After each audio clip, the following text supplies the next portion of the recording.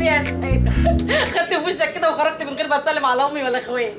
جرى يا سعاد، حرام عليك يا سعاد، انا بني ادم من لحم ودم، بشقى طول النهار عشان ارجع بيتي الاقي لقمه سخنه، نومه مرتاحه، ارجع الاقيك عامله لي حصان في الاوضه. جرى يا شحاته، هو انت كل ما حد بيجي من اهلي تعمل شويتين دول؟ ايه؟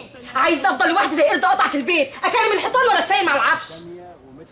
هم بيجوا عشان حاسين بيا وبيهونوا عليا من اللي انا شايفاه. شايفه ان شاء الله، ما انت عايشه عيشه ملوكي، لا بيت بتنضفي ولا عيل بيزعجك. ايه؟